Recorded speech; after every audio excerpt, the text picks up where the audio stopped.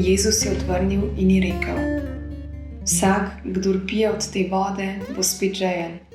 Kdor pa bo pil od vode, ki mu jo bom jaz dal, ne bo nikoli žejen, ampak bo voda, katero mu bom dal, postala v njem izvir vode, ki teče v večno življenje. Žena mu je rekla: Gospod, daj mi te vode, da ne bom žejna in ne bom hodila sem zajemat. Živjo, sem Monika, študentka religiologije in etike. Povabljena sem bila, da spregovorim, kaj zame pomeni učenčevstvo in hoja za Jezusom. Naj povem, da je tole zame kar velik skok izven cone obdobja, tako da sem si tudi pripravila nekaj ploncev. Danes v evangeliju srečamo Samarijanko, ki sredi dneva pride k vodnjaku po vodo, tam pa nepričakovano nekoga sreča. Predstavljam si, da tega srečanja ni bila ravno vesela, saj se je izogibala ljudi, ker so obsojali njeno nemoralno življenje. Verjetno je skušala nemoteno zajeti vodo in oditi svojo pot, a ta nekdo jo je nagovoril. Tudi sam je bil utrujen, zato je prosil za uslugo. In ko je imel njeno pozornost, jo je povabil k sebi.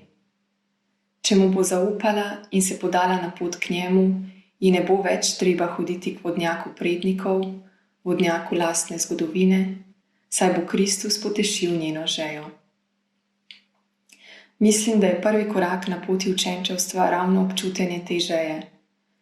Mnogokrat se poskušamo odžejati ob vodnjakih, ki nam obljubljajo sladko vodo, na koncu pa se ta izkaže za slano in naša žeja se še poveča. Jezus nam ponuja živo vodo, nebo pa nam je na silo zlival po grlu, zato je na nas, da jo sprejmemo in ga prosimo, da nas odžeja, kot je prosila Samarijanka.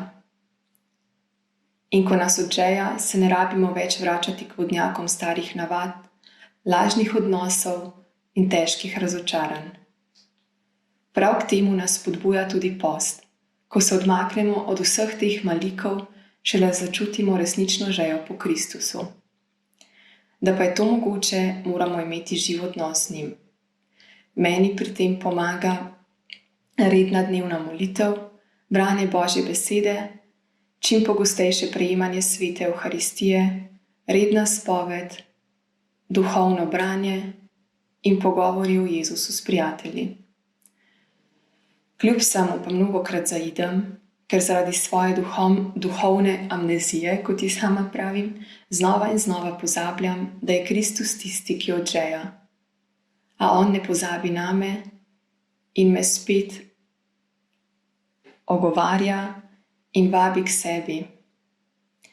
In jaz ga prosim za živo vodo in stanovitnost v odnosu z njim, saj vem, da je on prišel, da bi imeli življenje in ga imeli v obilju. Dragi bratje in sestre, naj vas letošnji post zažeja po njem, da bo ostali prinesel obilje življenja.